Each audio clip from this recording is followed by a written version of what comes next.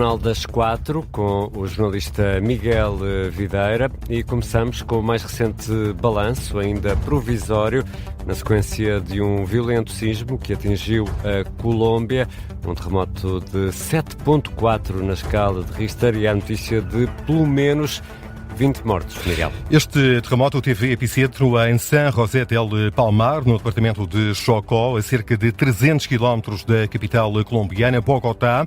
Há indicação do colapso de vários edifícios. Há também o receio de que o número de mortos, Mariana Miguel Lopes, possa vir a aumentar. Na cidade de Cali, a sudoeste da capital de Bogotá, o autarca já solicitou o apoio para resgatar as pessoas presas nos escombros, após o desabamento de pelo menos 19 prédios. Há registro de pelo menos 20 mortes, 18 encontravam-se na cidade de Pereira e 2 na cidade de Manizales. Ainda na cidade de Manizales, pelo menos 30 edifícios, 2 hospitais, 2 escolas e várias igrejas com danos estruturais, incluindo a Catedral Basílica, desabaram. Segundo as autoridades da aviação civil dos Emirados Árabes Unidos, os voos foram suspensos em 6 aeroportos da Colômbia após o terremoto. O sismo, com epicentro a cerca de 240 km a oeste da capital Bogotá, abalou grande parte da Colômbia e do Equador. De acordo com a Unidade Nacional de Gestão de Risco de Desastres da Colômbia, não há risco de tsunami. Segundo o Serviço Geológico da Colômbia, também, o terremoto hoje foi o mais forte registrado na Colômbia desde a última década. As últimas informações relacionadas com as consequências deste terremoto de 7.4 na escala de Richter, com epicentro em território colombiano, sentido nos países vizinhos, por exemplo, no Equador. Há também registro já de 2 réplicas com magnitude de 2.8 e 4.8 na escala de Richter. E na atualidade nacional, Luís Neves diz tranquilo e desejoso de conhecer as conclusões da auditoria à Polícia Judiciária e da avaliação a atos de gestão dele próprio, então, como Diretor Nacional da Polícia Judiciária. Hoje, Ministro, procedimentos determinados e anunciados pela Ministra da Justiça, Rita Alarcão Júdice, na sequência dos casos que têm vindo a público e que suscitam dúvidas sobre a atuação de Luís Neves, enquanto Diretor Nacional da PJ. Ora, o agora Ministro da Administração Interna, nada teme. Fizemos um trabalho extraordinário, que foi perceber as pessoas do CEF, que tinham sido maltratadas e que foram instaladas e acolhidas.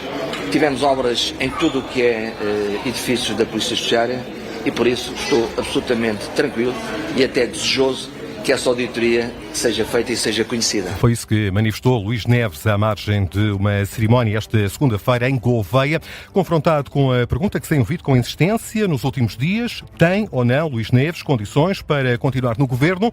A resposta do Ministro. E o que eu quero dizer é que estou muito enobrecido de exercer estas funções, tal qual fiz há mais de 30 anos enquanto servidor público. Dar tudo ao país, dar tudo à população, dar tudo às pessoas. É esse o meu trabalho, é esse o meu compromisso, estou entusiasmado e é isso que vai acontecer. Sentencia o Ministro da Administração Interna, que não vê motivos para deixar o Executivo.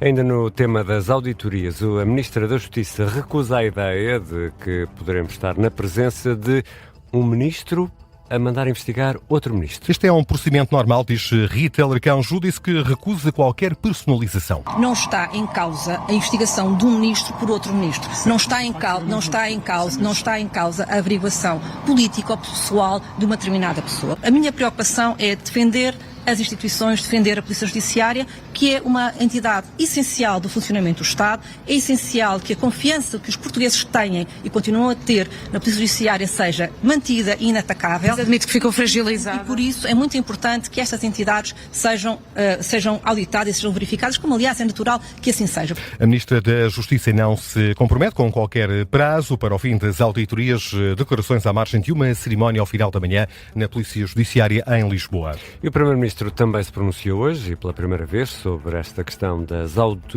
auditorias.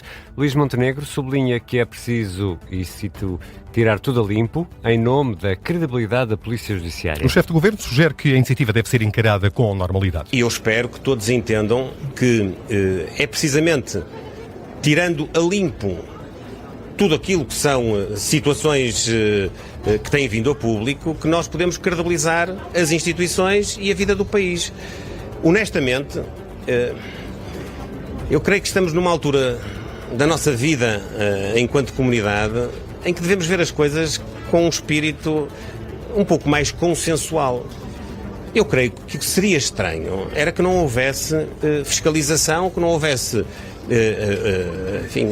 auditorias cujo objetivo é clarificar. A iniciativa deve ser encarada com normalidade. A ideia expressa por Luís Montenegro, o primeiro-ministro, esta manhã em Faf.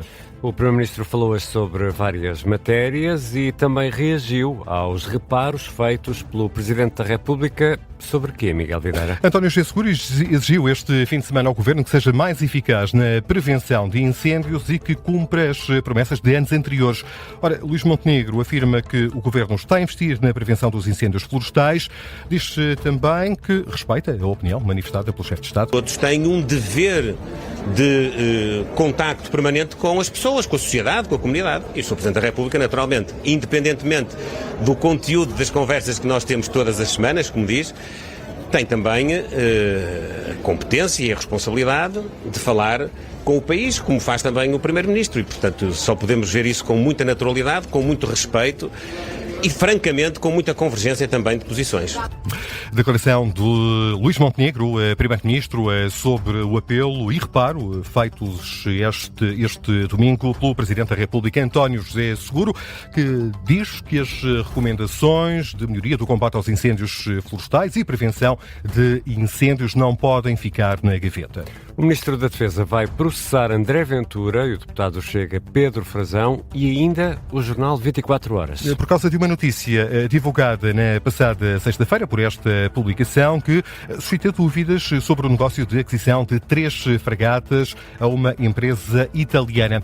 A notícia alega que uma empresa portuguesa foi excluída da operação, avaliada em cerca de quase 4 mil milhões de euros. Tanto André Ventura como Pedro Frazão criticaram o negócio. Agora, em comunicado, o Ministério da Defesa acusa os dois de terem ultrapassado todos os limites, de mentirem e de deturparem os factos. André Ventura e Pedro Frazão são ainda acusados pelo Ministro da Defesa, Nuno Melo, de ferir o bom nome e honra do Ministério e também do partido que lidera Nuno Melo, o CDS-PP. 6 meses depois das tempestades, a maioria das obras de reposição dos diques e de reforço de segurança no Baixo Mondego deverá ficar concluída, mas só em meados de outubro. Foi isso que disse hoje a Ministra do Ambiente, Maria de Graça Carvalho. A governante dá conta que a intervenção no Concelho de Montemor o Velho já está em fase de conclusão. Viemos aqui ver uma obra muito importante aqui para Montemor o Velho, que vai estar concluída praticamente daqui a um mês.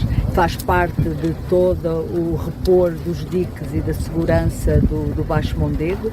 A maior parte destas obras, umas já estão prontas, as outras meio de outubro ficam prontas e para dar muito mais segurança antes do período das chuvas. O compromisso assumido esta segunda-feira pela Ministra do Ambiente, Maria da Graça Carvalho, que avança também com o investimento total na recuperação e reforço da segurança do Baixo Mondego ascende a 30 milhões de euros. E há outras notícias a marcar a tarde desta segunda-feira, 10 de agosto.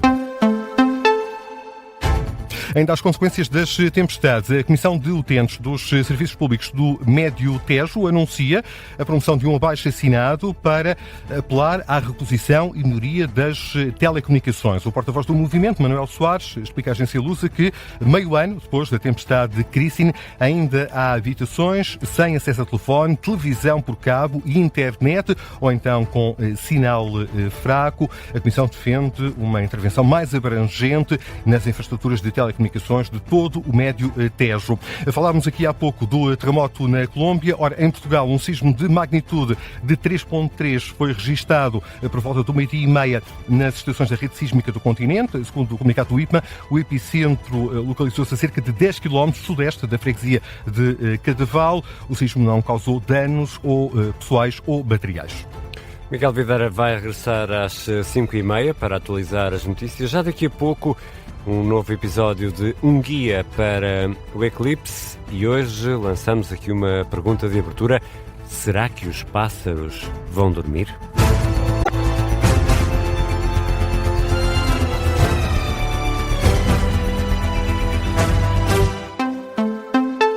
Este programa tem o apoio de BetClick.